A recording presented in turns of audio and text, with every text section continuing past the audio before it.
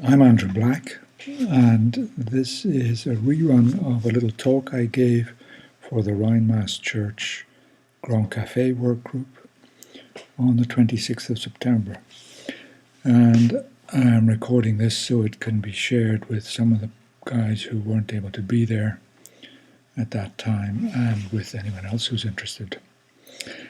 We're talking about a timeline of the New Testament church. So we're looking at the timing of events in the beginning of the New Testament church, and also the timing of the writings of the books we've got in the New Testament. So I'm talking a little bit about why it's interesting to do this, having a look at this timeline. Also, in doing this, I realized it's also very important to have an understanding of some of the places involved. And I'm looking at the first couple of letters that were written for the first two books in the New Testament as we have it, and the timing of those. And then considering some implications of all this for the church today. Now, why this is interesting, I think we very much tend to get stuck in the structure of the New Testament as it is in the book we have. So we have the four Gospels telling the story of the life of Jesus, and then we have the book of Acts, which is continuing in an account of the events. And after that, there's a whole series of letters, mostly written by Paul, but also by some others. And the sequence of those is rather strange in the sense that it starts with the longest letter and goes on down to the shortest letter, which isn't very helpful in understanding what was actually going on at the time and why these letters were being written.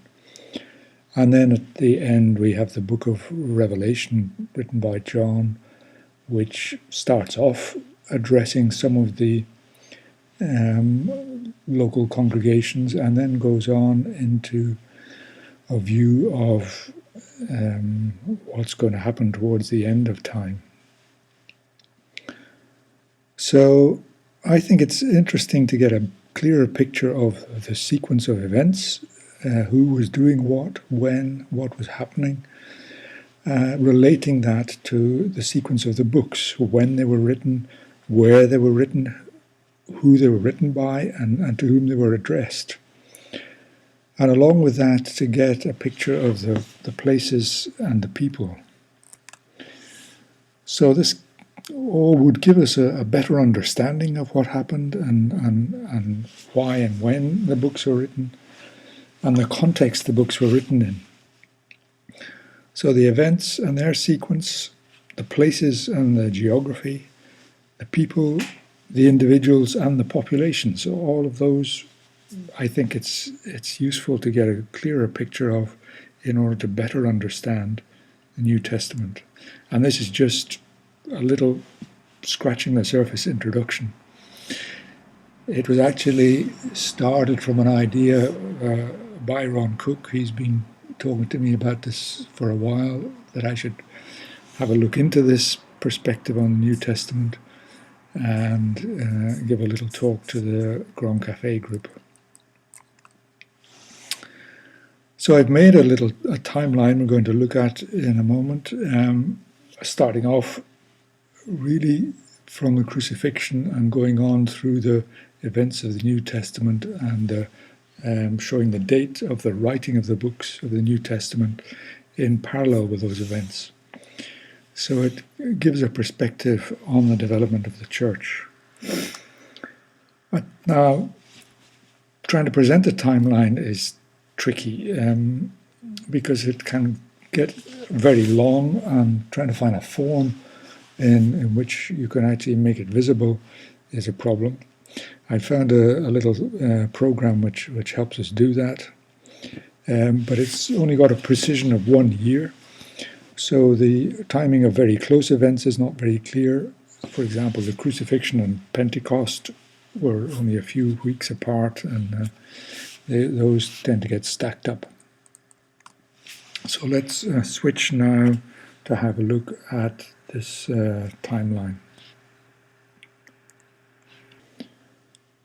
Okay, so here we are in the timeline program, and just to orient us, we've got a marker here at the birth of Jesus, which apparently was around 6 BC. And then I haven't got all the detail in here of Jesus' life. If we just zoom along this, we've zoomed right along to 30 AD and the crucifixion.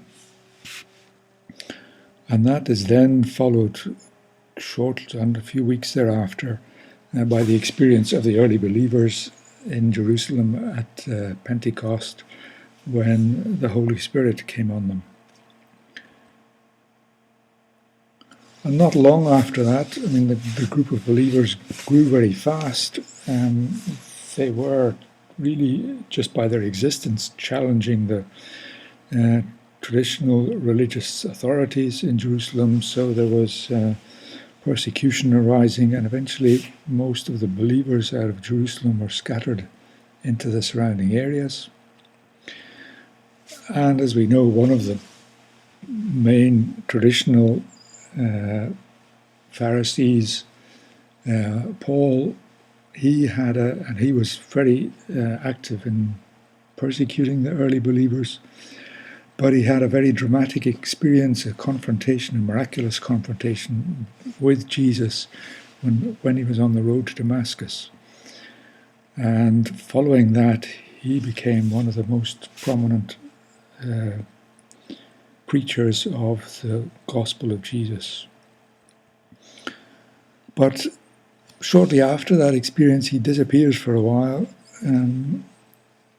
out of the picture, and comes back in around 35, and he's preaching in Damascus, but some of the traditional Jews are plotting against him, so he escapes from Damascus to Jerusalem, and there he meets Peter and James, but there are more threats to his life, so he has to escape from there, and he goes back to his birthplace at Tarsus.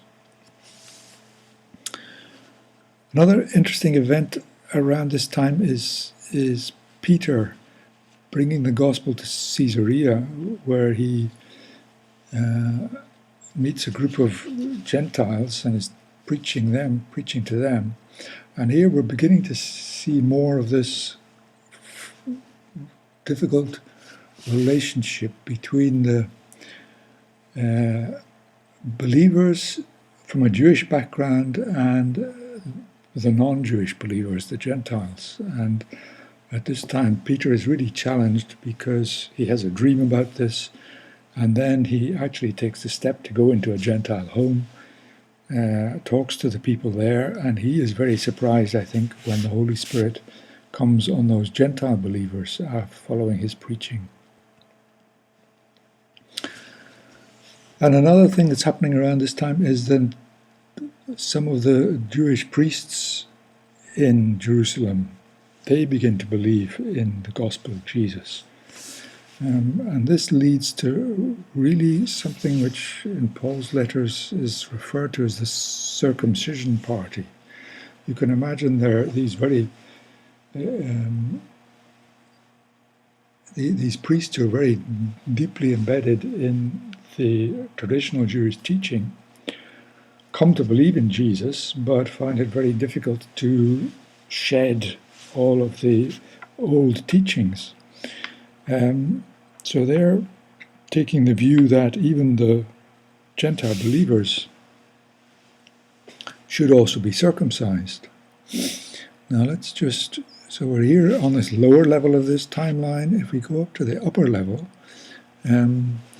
we've got a sequence of the timeline of the timing of the writing of the books that we have in the New Testament. And the first one to be written was Paul's letter to the Galatians, as we know it, and it was written by Paul when he was in Antioch in Syria. Now, what had triggered this was Paul had already been on, if we drop down to the lower level, Paul had already been on his first journey. He'd already gone into what's now the southern area of Turkey, and from his travels and his teaching and preaching there, quite a number of churches, groups of believers had been established, and were running well. But Paul discovered that some of the circumcision party had gone around this area, gone to these groups, and had been teaching that these Gentile believers should be circumcised. And I think really he was quite angry about it. So he wrote the book of Galatians, which is really an overview of the gospel of grace, the teaching that believers by faith in Jesus are relieved of any requirement of burden of the law in the traditional Jewish sense, and their sins can be forgiven, and they are free in the new life of the kingdom, the new life with Jesus as Lord. And he was rather upset that the people in these churches in Galatia had so quickly adopted this false teaching, as he saw it, coming out of Jerusalem, teaching, really bringing the believers back under the law, really saying that they had to be circumcised. And the next book that then gets written, and this, when I saw this, this really was rather surprising to me. And very shortly after that is the letter of James, written by James, I think the brother of Jesus. And he was writing from Jerusalem, and he was addressing the believers who had been dispersed out of Jerusalem. So it's Jewish believers. And the tone of his letter is very different from the tone of Galatians. And he is emphasizing, yes, belief, faith in Jesus is the starting point, but we expect to see actions following from that the evidence of faith and belief should be reflected in the behavior of the believers. And it has quite a different tone and style and emphasis from Paul's letter to the Galatians. And over the centuries, theologians have actually put a lot of effort into trying to analyze whether these two guys are actually talking about the same thing in these two letters. So, just to skip along this a bit, we find in several of the initial letters, initial books of the New Testament are the letters of Paul. In many cases, he's writing them when he's in prison. We see him on his various journeys on this level, and then he's in jail for a while. And he's writing some of his letters. Oops, sorry, I'm flipping around to here too much.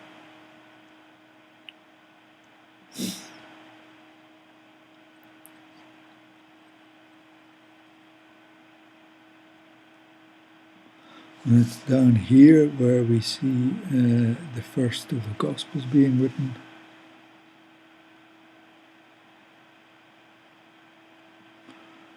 And Paul is in Rome for quite a long time, writing to various churches there, from there.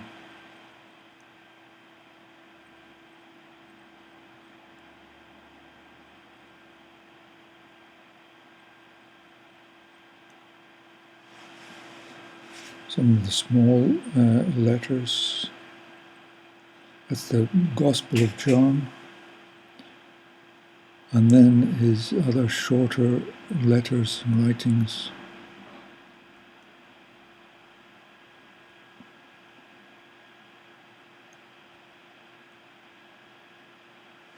And then finally, the Revelation, book of Revelation, written by John in 70 AD.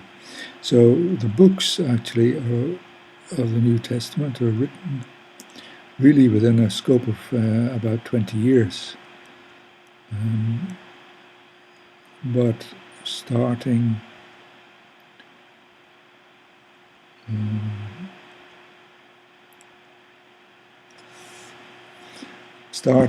in 49 AD and down to 70 AD, the books of the New Testament are written.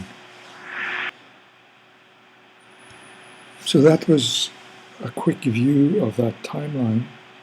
We have the early events of the New Testament: Pentecost, Paul on the road to Damascus, his first journeys, his dispersion of the Jews out of Jerusalem, and there's this conflict arising between the message Paul is bringing, the gospel of grace, and the circumcision group arising from traditional Jewish teachers in Jerusalem who have come to believe that Jesus is the Messiah, but still have a tendency to impose the law, the Old Testament law, on believers. Now, the other thing, which as well as trying to get a picture on the timing of things, getting into this, I also realized it's important to get some feel for the places and the locations things were happening. One of the important places is Antioch of Syria. Now, one of the things to get clear, that in this whole story there are two places with the name Antioch. This one in Syria, and another one along the southern coast of what is now Turkey. There's another place called Antioch there. On this map, this is showing the outline of modern Turkey, and this little bit of Turkey, which is on the eastern end of the Mediterranean Sea, near the coast. That bit was actually only acquired by Turkey in the 20th century. So this place, Antioch of Syria, it's near the Mediterranean coast, north of what is now Lebanon and Israel. It's about 500 kilometers north of Jerusalem, which would have been quite a journey to make, I suppose, but maybe more easier in those days than it is actually at the moment. I tried to get Google Maps to give me a route from Jerusalem to Antioch, and it couldn't do it. You've got to get through Lebanon, and you've got to go through a bit of Syria, and there's all the trouble going on there just now. So Paul maybe had an easier time traveling in this region than you would have nowadays. And it's on a river which is at this point running southwest, so it comes out into the Mediterranean, not far south of this, the river Orontes. It's a meeting of trade routes at that time. To the northeast, going out of the city, it's not very far to Aleppo, which is on the end of the Silk Road, the trade route to the Far East. Going down the river to the southwest, there's harbours on the sea coast of the Mediterranean. And if you go out of the city to the east and to the north, you've got an overland route to southern Turkey. So it was very much a trade centre. And I was amazed to read that in the early Roman period, it had a population of 500,000. And a very mixed cosmopolitan population. There was a group of Jews who had become really adopted some aspects of the Greek culture and Greek language. And there were populations from Greece and Rome and from the east. So a very cosmopolitan city. And I think it helps our insight into the New Testament if we try and get some feeling for these places and what was going on in them and try and sniff the air of them. So as I was saying, we got these first two letters. Paul to the Galatians, teaching the gospel of grace, and this was triggered by the circumcision party visiting the churches that had been established in Paul's journeys. And on the other hand, the letter of James to the Jews who had been scattered, emphasizing that faith should lead to certain behaviors. And this was probably triggered by misunderstandings which had arisen of Paul's meeting with the leaders of Jerusalem. Paul, at a certain point, had gone to Jerusalem to have a good discussion with the leadership there, and there had been a council, and in the end, everyone agreed that the Gentile believers did not need to be circumcised. And some reports of this had spread, and people had got the idea, well, actually, it doesn't matter what we do. We can carry on sinning and enjoying life. And James had written to really try and emphasize that is not the intention, not what is to be expected, that faithful believers, it should be apparent from their behavior that they are believers in the gospel of Jesus. So from a very early stage, we've got this two lines of the church. There's Paul's perspective, there's Peter's experience when he was challenged by the Holy Spirit coming on Gentiles. There's the church arising in Jerusalem, the circumcision party coming out of that, the scattering of traditional Jewish people, and also the dispersion of Jewish believers in the gospel of Jesus. All of these major aspects of the early events and experiences in the life of the church. But what are the implications of this kind of perspective for us now? When we can't go back in time, our time is now, but how should we be church now?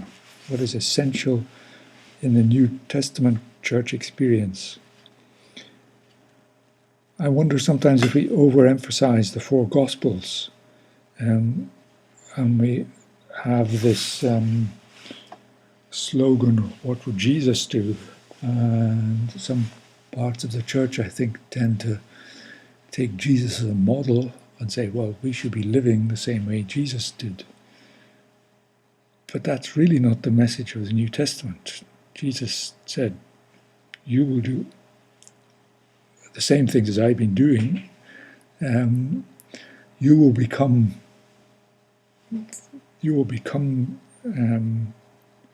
my body. The message of Jesus was that after the resurrection, after Pentecost, a new era of the kingdom and the church would be launched. So that taking Jesus' human life as a model is really going a step backwards.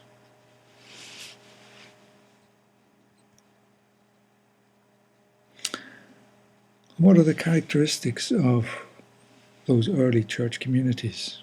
They were very informal. They were meeting in people's homes. They didn't have formal, dedicated buildings to meet in. Jesus Christ was the leader of those groups. The Holy Spirit was manifest in the life of those early communities. And they were really grassroots communities. They were people living very close together, sharing life, not just in their meetings, but sharing their daily life together.